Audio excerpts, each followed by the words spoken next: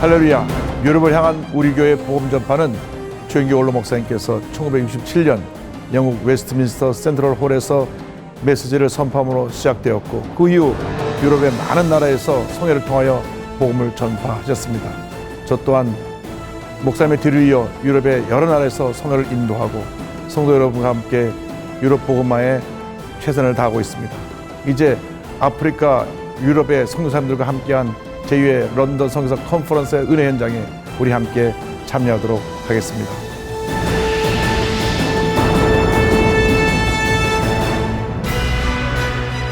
(19세기) 세계 선교를 주도하고 위대한 선교사들을 남긴 영국.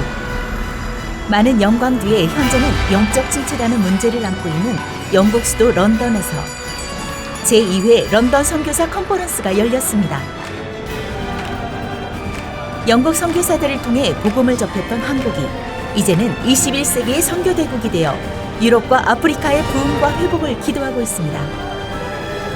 이번 컨퍼런스에서 순복음 유럽 아프리카 총회 소속 선교사들은 지난 선교 사역을 되돌아보며 새로운 다짐을 했습니다. 컨퍼런스 일정 중 특별히 방문한 웨스터민스터 사원. 그곳에는 아프리카 선교의 위대한 아버지인 데이빗 리빙스턴이 잠들어 있습니다. 평생을 바친 아프리카에는 그의 심장에, 고국인 영국엔 그의 남은 유해가 잠들어 있습니다. 또한 오순절 운동의 모태가 된 감리교의 창시자 요한 웨슬레의 박물관에도 방문해 그의 겸손하고 소박했던 발자취를 되돌아보았습니다. 오늘을 살아가는 한국의 선교사들에게도 주님을 따르는 길이 무엇인지를 삶으로 보여주고 있습니다. 이영훈 목사는 이틀에 걸친 세미나에서 선교 현장에서 만나는 여러 문제들에 대해 공감하며 영적인 답변을 제시했습니다. 건강, 영성관리, 성도들과의 관계의 문제 등 평소 궁금했던 문제들에 대해 듣는 선교사들의 눈빛이 진지합니다. 이어진 컨퍼런스 둘째 날도 런던 순복음교회에 참석한 유럽 아프리카 총회 선교사들과 성도들은 영적인 갈급함으로 자리를 가득 메웠습니다. 장차 선교의 미래 세대가 될 어린이들의 힘찬 워십과 찬양팀의 열정적인 찬양 인도는 성령의 충만함과 은혜를 더했습니다. 이날 성회에서 이영훈 목사님, 오직 성령의 능력으로 라는 주제로 말씀을 선포했습니다. 할렐루야. 하나님께 모든 영광 돌립니다. 할렐루야. 한번 따라해주세요. 오직 성령의 능력으로. 오직 성령의 능력으로. 할렐루야. 하나님께서 오늘 이 자리에 우리와 함께하고 계십니다. 구약시대에는 성부 하나님께서 일하시는 시대였고, 신약시대에 예수님이 오셔서 성자 예수님의 시대가 끝나고 난 후 성령의 시대가 열렸습니다. 지금 성령 하나님께서 일하시는 시대입니다. 우리 모두가 반드시 예외 없이 성령의 충만함을 받아야 됩니다. 승리하는 신앙생활의 비결이 성령 충만입니다. 우리가 문제를 해결하고 흑암의 권세에서 승리하고 교회가 부흥하고 우리 삶 가운데 하나님의 은혜가 임하는 비결이 바로 성령 충만입니다. 2010년 여기 에딘버러에서 선교 100주년 대회를 했습니다. 1910년 최초로 제1회 세계 선교대회가 에딘버러에서 열립니다. 에딘버러에서 전 세계 파송된 선교사들을 다 모아서 1,400명의 선교사가 모여서 미션 컨퍼런스를 가졌습니다. 세계 최초의 세계 선교대회입니다. 1,400명의 선교사들이 모여서 기도하면서 100년 내로 전 세계를 복음화하자고 해서 선교대회를 가졌는데, 100년 후에 다시 보니까 전 세계가 복음화되지 않았고 아직도 주의 복음을 전할 곳이 많은 그러한 상황을 보면서 무엇이 문제였는가, 그때 저도 참석해서 5명의 발제자 중에 한 사람으로서 발표를 했는데, 그때 저들이 반성한 것이 있습니다. 서구 교회들, 그러니까 영국이나 미국이나 이 유럽에 있는 나라들이 선교할 때 본인들이 가진 그 물질적인 그 배경을 가지고 그 나라에 갈 때 우월감, 우리들이 너희들을 도와주러 간다고 하는 그런 어떤 우월감을 갖고 가서 복음을 전한 부분이 있었다는 것을 알고 저들이 회개했습니다. 그것을 미션 임페리얼리즘, 선교 제국주의라고 합니다. 섬김의 선교를 했으면 그 선교가 더 깊이 뿌리를 내리고 많은 열매를 맺을 스타일인데, 알게 모르게 우리가 너희들 도와주러 왔다. 와서 학교도 세우고 병원도 세우고 우리가 물자도 구호물자도 많이 갖다 주고 하는 그런 어떤 제국주의 선교의 모습. 우리 한국 선교사들도 처음에 그 선교제가 실수한 것이 그것입니다. 우리가 너희들 도와주러 왔다. 그래서 알게 모르게 그들에 대한 어떤 우월감을 가지고 선교를 해서 실패한 부분이 있었습니다. 또 하나의 문제는 성령의 능력으로 하지 아니하고 인간의 힘으로 하려고 했던 부분이 있었기 때문에 실패했던 것을 저희들이 고백했습니다. 선교의 역사는 성령의 역사입니다. 성령의 역사는 선교 역사입니다. 그런데 우리 오순절 성령운동이 일어난 것은 20세기고 선교사들이 앞서갔던 것은 19세기, 18세기입니다. 그래서 그들이 그런 강력한 성령 체험을 하지 못하고 가가지고 부딪혔던 것이 그 지역에 있는 그 우상을 섬기는 추장들, 주로 아프리카나 이런 미개한 지역의 추장들은 다 무당입니다. 무당하고 이 영적 전쟁에서 굉장히 많은 어려움을 겪었습니다. 그래서 이 문제를 어떻게 해결해야 되느냐. 플러 신학교의 크래프트 교수가 성령의 능력을 갖고 복음을 전하지 않으면 열매를 낼 수 없다. 파워 이반젤리즘이라고 하는 용어를 만들어냈습니다. 그래서 성령의 능력으로 선교해야 된다. 그래서 21세기 선교는 두 가지입니다. 하나는 섬김의 선교, 미션 위드 휴밀리티. 또 하나는 성령에 의한 선교, 미션 위드 파워 오브 더 홀리 스피릿. 그래서 성의 능력에 의한 선교를, 섬김의 선교를 할 때 하나님께서 21세기의 위대한 부흥의 역사를 일으켜 줄 것을 믿습니다. 이 모습이 예수님의 선교 사역을 통해서 사도행전 10장 38절에 자세히 설명되어 있습니다. 10장 38절을 보면 첫째로 성령과 능력이 함께 하신 사역이었다. 하나님이 나사렛 예수에게 성령과 능력을 기름 붓듯 하셨음에 주여 우리에게 성령으로 충만케 하시고 성령의 능력이 기름 붓듯 임하게 하여 주시옵소서. 능력 있는 신앙인들로 우리가 쓰임받게 하여 주옵소서. 세상에 나가서 그 세상의 도전에 무기력하게 넘어지는 자들 되지 않게 하시고 성령의 능력으로 모든 흑암의 권세를 이기고 죄와 싸워서 승리하고 하나님의 영광을 나타내는 우리 모두가 되게 하여 주옵소서. 여러분 모두가 성령 충만 받고 권능 받아서 하나님의 교회 역사를 감당하게 되기를 바랍니다. 예수님께서 승천하실 때 제자들에게 분부하신 말씀이 있습니다. 사도행전 1장 4절 5절 보면 예루살렘을 떠나지 말고 내게서 들은 바 아버지의 약속하신 것을 기다리라. 요한은 물로 세례를 베풀었으나 너희는 면하는 어때요? 성령으로 세례를 받으리라 말씀하셨습니다. 그리고 사도행전 1장 8절에 예수님 말씀하시기를 오직 성령이 너희에게 임하시면 너희가 권능을 받고 예루살렘과 온 유대와 사마리아와 땅까지 이르러 증인이 되리라 하시니라. 여기 사도행전 1장 8절에서 세 가지 단어를 우리가 주목해야 됩니다. 첫째가 성령이고 둘째가 권능이고 세 번째가 증인입니다. 성령 받으면 권능을 받고 권능을 받으면 증인이 되는 것입니다. 세 개는 같이 가야 되는 것입니다. 성령을 받았다고 하는데 권능을 안 받았으면 성령을 받은 것이 아닙니다. 성령을 받는데 권능을 받았는데도 증인이 안 됐다고 하면 제대로 받은 것이 아닙니다. 성령 받으면 권능을 받는데 왜 권능을 받느냐? 복음의 증인이 되라고 권능을 받는 것입니다. 이 권능이란 말이 헬라어로 두나미스입니다. 두나미스란 말에서 영어 다이너마이트가 나왔습니다. 폭발적인 능력, 성령 받고 폭발적인 능력을 받아서 그 능력을 가지고 복음의 증인으로 쓰임받게 되기를 바랍니다.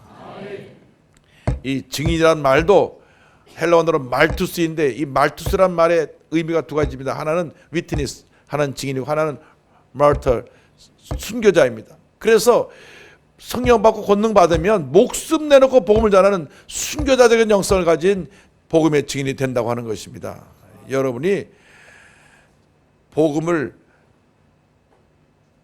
적당히 정하는 것이 아니라 목숨을 걸고 전하는 것입니다. 내가 이 복음을 전하다가 내 생명의 위협을 당하고 내가 순교하게 되더라도 복음 전하는 일을 소홀히 할 수 없습니다. 그러므로 여러분 모두가 성령 충만 받고 권능 받아서 내 생명까지 아낌없이 주님께 드릴 수 있는 복음의 증인들이 되시기를 주님의 이름으로 축원합니다. 둘째로 예수님께서 모든 선한 일을 행하셨다고 말씀합니다. 성령의 역사는 우리의 삶의 행위로 증명되어야 합니다. 믿음의 역사는 행위가 꼭 따라야 합니다. 행위가 앞서가면 안 되지만 행위는 꼭 뒤따라가야 합니다. 구원은 믿음으로 받지만 상급은 우리의 선을 행함으로써 받게 되는 것입니다. 우리가 앞서거니 뒤서거니 먼 훗날 다 천국에 가게 될 터인데 천국에서 주님 우리를 맞을 것입니다. 잘하였도다 착하고 충성된 종아, 내가 적은 일에 내가 충성하였으므로 내가 많은 것을 내게 맡기리니 내 주인의 즐거움에 참여할지어다. 주님 말씀하실 터인데 이 상급은 우리의 한 이 선행을 통하여 선한 일을 통하여서 열매 맺게 되는 것입니다. 나사렛 예수에게 성령과 능력을 기름 부터 하셨으며 10장 38절 보니까 그가 두루 다니시며 선한 일을 행하시고 착한 일을 행하시고 그랬습니다. 우리의 삶이 우리 이웃에게 이 선함, 착함, 사랑의 행위가 나타나야만 합니다. 우리 주위에 상처 입은 사람들, 연약한 사람들, 힘이 없는 사람들, 가진 것이 없는 사람들, 그 사람들에게 사랑을 펼쳐야 되는 것입니다. 셋째로 예수님이 무엇을 하시느냐? 모든 사람을 고치셨습니다. 10장 38절에 하나님이 나사렛 예수에게 성령과 능력을 기름부터 하셨으며 그가 돌아다니시며 착한 일, 선한 일을 행하시고 마귀에게 눌린 모든 사람을 고치셨으니, 예수님께서 하신 3대 사역이 말씀을 가르치신 사역, 그리고 복음을 전파하신 사역, 병을 고치신 사역입니다. 마태복음 4장 23절을 보면 예수께서 갈릴리 두루 다니사 회당에서 가르치시며 천국복음을 전파하시며 모든 백성의 모든 병과 모든 약한 것을 고치셨다고 말씀합니다. 그래서 예수님의 3대 사역은 teaching, preaching, healing입니다. 그런데 이 힐링, 이 병 고침의 사역은 예수님의 사역의 공생의 3분의 2가 병 고치는 사역입니다. 가시는 곳마다 병자를 고쳤습니다. 성경에 보면 예수님 앞에 나와서 병 고침 받지 않은 사람이 한 사람도 없습니다. 모든 사람이 예수님께 나와서 다 병 고침을 받았습니다. 예수님이 지금도 병을 고치십니다. 예수 그리스도는 어제나 오늘이나 영원토록 동일하십니다. 예수님은 동일하신데 무엇이 동일하지 않느냐? 우리의 믿음이 동일하지 않아요. 예수님 당시 12년 동안 혈루병 걸린 여인으로 하혈하던 여인이 예수님의 옷자락에 손만 대도 낫겠다 하는 그 믿음으로 손을 대었을 때 병이 나았습니다. 오늘 그 같은 믿음을 여러분이 회복하게 되기를 바랍니다. 믿음의 손을 뻗어서 주님의 옷자락을 붙잡으시기 바랍니다. 주님의 기적을 체험하는 여러분 되기를 바랍니다.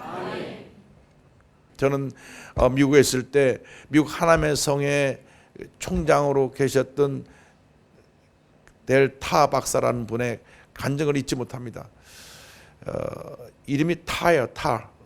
포스트 램이 데리고 그 항공사 델타 항공이라는 비슷한데 델타 박사가 와서 그 웨스트 아프리카에서 그분이 20년 동안 선교사를 했습니다. 그리고 거기 신학교를 세우고 아들이 이어받아서 또 그 신학교에서 20년 넘게 지금 사역하고 있습니다. 그런데 이 델타 박사가 와서 한 말이, 제가 20년 동안 그곳에서 아프리카에 있는 사람들을 훈련시켜서 주의 종을 배출하고 많은 교회를 세웠는데 잊지 못하는 사람이 한 사람이 있습니다. 그분 간증이 지금도 기억납니다. 어느 날 40이 넘어서 나이가 좀 든 한 원주민이 왔습니다. 그런데 학교를 제대로 다니지 않아서 이 글을 제대로 읽지 못해요. 그런데 이분이 와서 말하기를 저는 신학을 해야 되겠습니다.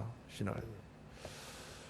아무리 봐도 이분이 죄종이 될 수 있는 자격, 자질, 퀄리피케이션이 안 되는 것 같아서 가서 교회 봉사하는 재직이 되시지 죄종이 되는 건 좀 어렵겠다고. 그런데 이분은 아니 저는 꼭 공부해야 됩니다. 하나님의 날 이곳에 가라고 하셨습니다. 매일 와서 쪼르고 또 쪼릅니다. 너무나 간청하니까 우리 델타 박사님이 그러면 입학을 하도록 공부하도록 해주겠다고. 기도는 많이 하는데 공부는 늘 제대로 답을 못 써서 내니까 늘 낙제점인데 하여간 은혜로 졸업을 했습니다. 은혜로 졸업을 했어요. 근데 그 신학교는 졸업할 때 졸업생 전원이 신학교 졸업하는 날이 개척교회를 세우러 파송되는 파송의 날입니다. 그래서 신학교 졸업할 때 신학생 전원에게 보통 한 10명에서 15명 졸업하는데 학교에서 자가용을 한 대씩 다 사주는데 무슨 자가용이냐면 자전거라고 하는 자가용을 하나씩 사줍니다. 자전거 뒤에다가 자기 짐을 싣고 신학교 다니는 동안에 3년 동안 기도했던 그 지역으로 가는 겁니다. 가는 거예요. 교회가 없는 지역으로 그날 졸업식 날 그 자전거를 타고 가는 거예요. 그래서 이분이 한 1800명 사는 조그만 마을에 자전거를 타고 내려갑니다. 그곳에서 8년 동안 사역을 하는데 8년간이요. 3명밖에 전도를 못했어요. 3명. 거기 아주 그 마을에 추장이 있는데 추장이 무당입니다. 추장이 늘 구슬하면서 병이 들면 다 추장이 그 무당 구슬해가지고 병들 들인 사람들을 고치고 그러니까 이분이 가서 그 사역하는데 사람들이 오질 않아요.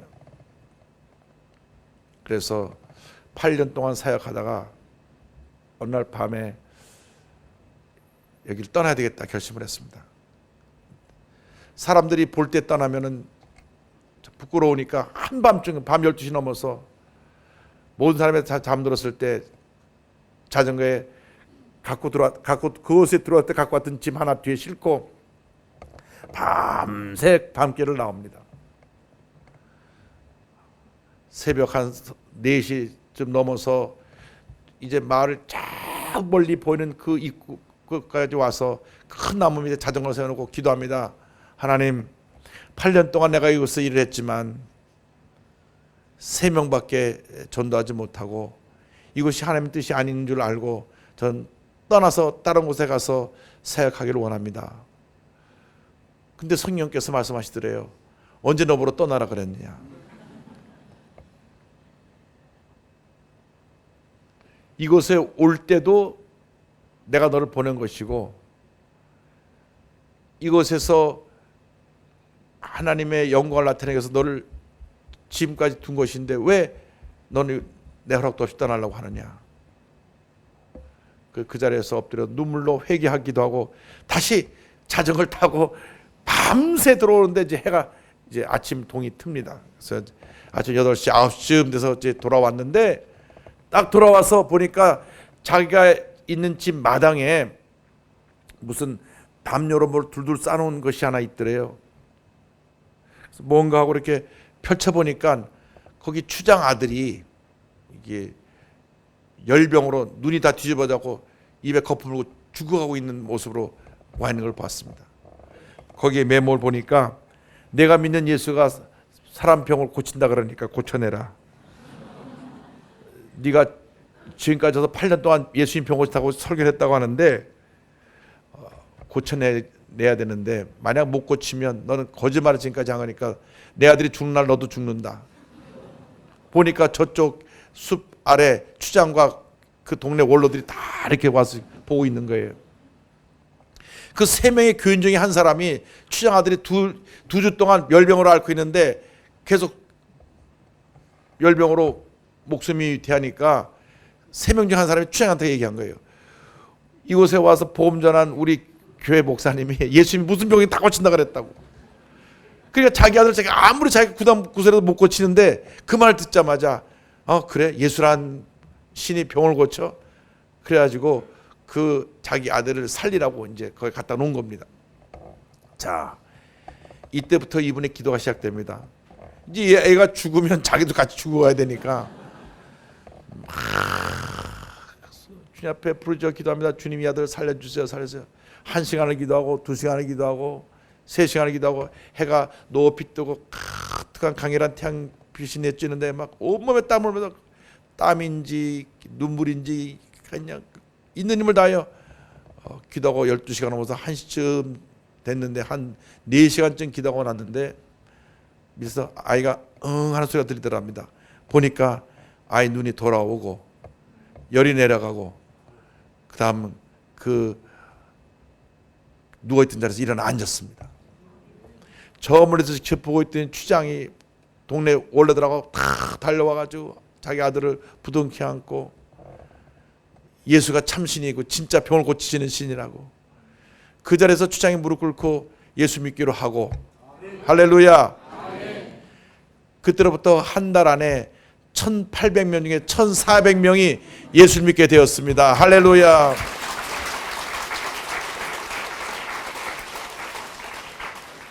내 힘으로 8년 동안 복음을 전하려고 할 때는 3명밖에 복음을 전하지 못했지만은 성령의 능력이 임해서 성령께서 함께 하셔서 예수님의 병 고치는 사역을 그들에게 보여줌으로 말미암아 한 달 만에 1,800명 중에 1,400명이 주님께 돌아오고 큰 교회가 그곳에 쓰는 놀라운 역사가 나타났습니다. 제대로 글도 잘 못 읽고 학교 공부할 때 제대로 이해도 못하고 뒤따라서 늘 가장 꼴찌였던 그 분이었지만 나이가 50이 훌쩍 넘어서 나이가 많은 노인에 속한 그런 모습이었지만 나이도 불문하고 그의 지적인 부족함도 불문하고 성령의 능력이 임하니까 그 추장아들이 병을 고침받고 온 동네가 복음화되고 놀라운 부흥의 역사가 일어났던 것입니다. 여러분의 사역에 그런 은혜가 있게 되기를 바랍니다.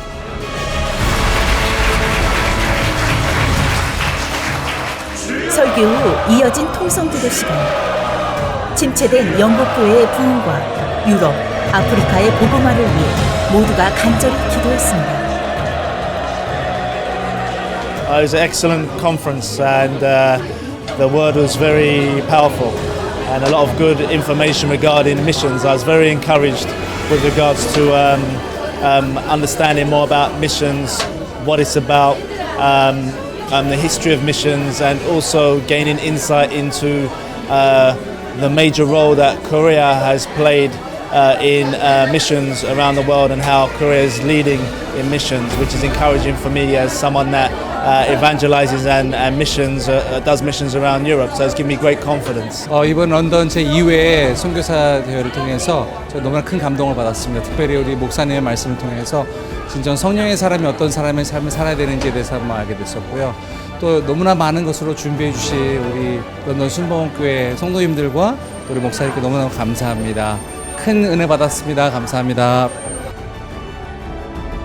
오직 성령의 능력으로 19세기 영국의 선교사들이 하늘의 미랄로 깨어진 그 자리에 이제 먼 동방의 한국의 순복음 선교사들이 유럽과 아프리카 각지에서 주님이 주신 사명을 이어가고 있습니다. 때론 외롭고 고독한 길을 걷는 아프리카 유럽 총회 선교사들. 그러나 주님께서 그들보다 앞서가시며 힘과 위로를 주십니다. 잘하였도다 착하고 충성된 종아. 내가 적은 일에 충성하였으며 내가 많은 것을 내게 맡기리니 내 주인의 즐거움에 참여할지어다. 그러므로 순복음의 선교사들은 믿음의 선진들의 뒤를 이어 주님이 주실 상급을 바라며 기쁨과 섬김으로 그 사명을 감당해 나갈 것입니다.